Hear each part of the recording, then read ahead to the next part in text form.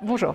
La paracha de Vayetse se situe à la suite de l'épisode du rachat du droit d'aînesse de Esav par Yaakov.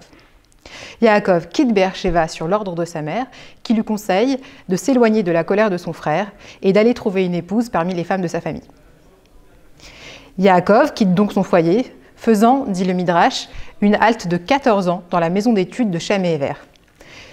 Il vit donc un moment d'arrachement qui va ouvrir sur de longues années d'exil. Or voilà qu'au début de la paracha, il rencontre un endroit particulier où il aura sa première vision prophétique. C'est le fameux rêve de l'échelle où des anges montent et descendent du sol jusqu'au ciel. Je ne rentrerai pas dans les multiples explications et dévoilements de ce rêve. Je dirais simplement que Yaakov comprend qu'il existe un lieu où le monde matériel et spirituel peuvent dialoguer, où matière et spiritualité s'entrecroisent. Cet endroit mérite toute son attention, à tel point qu'il décide d'y construire un autel et d'y faire un serment. Il nomme ce lieu Bethel, maison d'Hachem, qui plus tard sera le lieu du Beth Amikdash. Arrêtons-nous un instant sur le terme qui est employé pour parler de la rencontre que Yaakov fait avec cet endroit. Le mot utilisé est vaïvga, atteindre, mais il peut aussi se traduire par heurter. Ce mot est expliqué par Bereshit Rabbah comme s'il s'agissait d'un véritable obstacle, une barrière, un mur qui a empêché Yaakov d'avancer. Les principaux commentateurs expliquent que Dieu a accéléré le coucher du soleil afin que Yaakov se retrouve plus vite dans cet endroit et soit obligé de s'y endormir.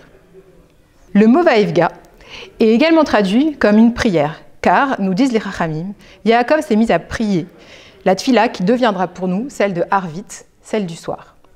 La racine tegia n'est rien d'autre que la prière, c'est ce que nous explique Bereshit Rabbah en citant d'autres occurrences de ce mot à d'autres endroits de la Torah. On pourrait voir cela comme une simple traduction, mais on peut aussi l'entendre comme une vérité plus générale. Toutes les atteintes de la matière seraient aussi une invitation à la prière. Nous nourrissons souvent de grands projets et nous sommes pleins d'enthousiasme. Mais il arrive aussi des moments où tout semble se figer. Il peut s'agir de la malchance ou de notre incapacité à agir intelligemment sur notre destin.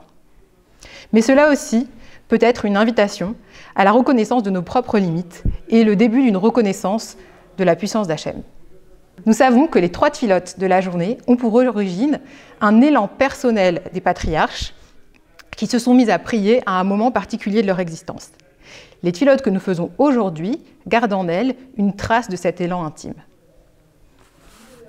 Abraham, qui a prié tôt le matin sur la montagne, était à un moment de sérénité et de puissance où il entrevoyait un avenir radieux. Yitzhak, lui, a prié l'après-midi, l'heure où l'essentiel du parcours du soleil a été fait, mais où l'on espère pouvoir finir sa tâche avant la fin du jour.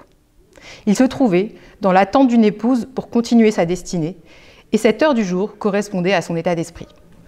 Yaakov a prié le soir, dans l'obscurité. Il vivait un moment sombre, seul, fuyant son frère et ne sachant ce qu'il adviendrait de lui-même. Il venait en plus d'être spolié par son neveu Éliphaz. C'est dans ce moment qu'il a senti l'évidence de s'adresser à Hachem en prière. Durant les moments de souffrance, la matière semble être la seule base de notre condition. Devant tant d'opacité, il nous arrive pourtant de ressentir l'envie de prier. Non par lâcheté, mais plutôt parce que l'on entrevoit dans cette situation l'importance de créer une ouverture, un dialogue avec Hachem, qui n'est autre que l'unique réalité de ce monde. Il m'arrive de me sentir prise en étau par les circonstances. Le réel ne semble me promettre rien d'autre qu'une chaîne de causes et de conséquences prévisibles. Ce passage m'invite à sortir de cet étouffement en considérant un dialogue possible entre Hachem et moi.